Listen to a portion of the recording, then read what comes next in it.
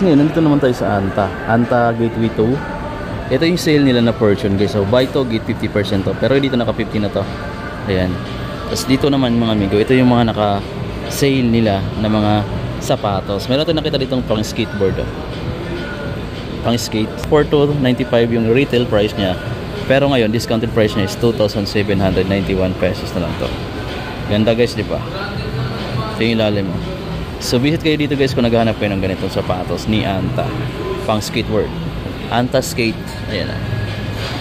Tapos ito yung iba. Ito pa, mayroon pala siyang ganitong kulay. So brown, white, or gray.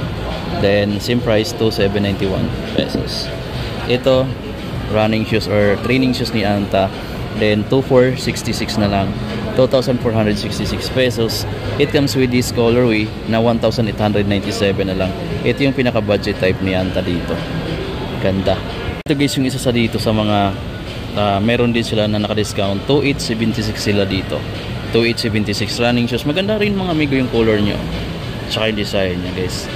So yan, kung mas mura to dito, bisitahin nyo na lang sa Gateway Mall 2 Cubao. Andito sila. Tapos dito pambabae pala yung nasa baba. Ayan, 3,196 pesos na lang to. May black, may ganito pa sila oh. For only 2,636 na lang from 3,000 plus. Grabe. Ganda. Tapos meron pa ng pang skate na pang babae size. Meron din siya ditong mga ganito na pang babae. Parang Air Max type siya no. Then ito, 3,441 pesos na lang siya. Meron din sila ditong ganito guys oh. 2,636 pesos na lang.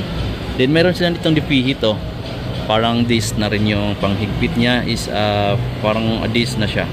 So yan, Anta running shoes nila 3,676 na lang to guys dito.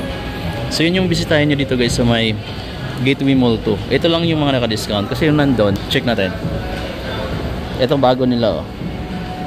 Light purple, 5,995.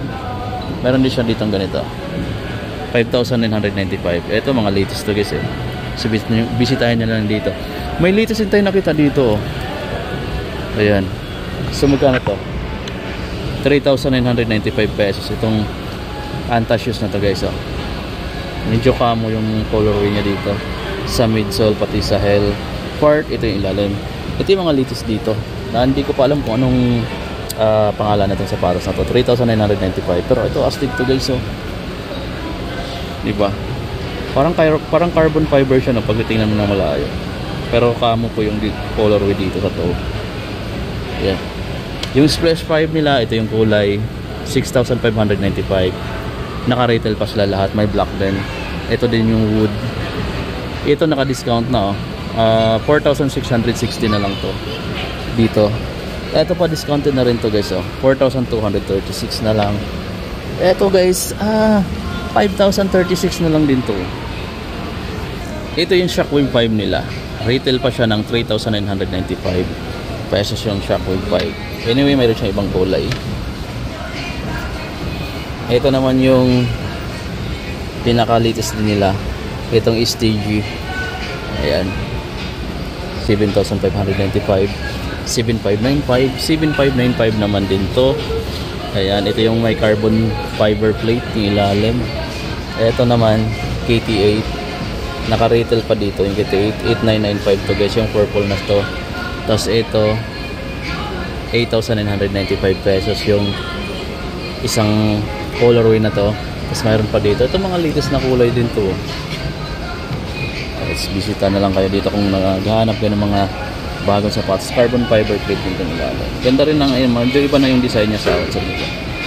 So yan, ito yung mga latest na colorway na nakita natin dito sa KT9. Ito mga dati pa yan eh. Ito yung mga latest dito. Itong dalawa guys. Ito medyo glossy din yung upper part niya. Pati dito sa may eyelet. Parang maganda yung mga may ganun. Tapos parang parang silver dash. Naka-silver yung niya dito. Naka yung layer niya dyan sa K or initial ni Klay Thompson. Ito yung mga colorway na naunang na-release sa KT9 sa 8,995 pesos. Same lang naman sila ng price. Ito naman yung mga bagong colorway din na KT8 na nakita ko. Ayan, 8,995 din.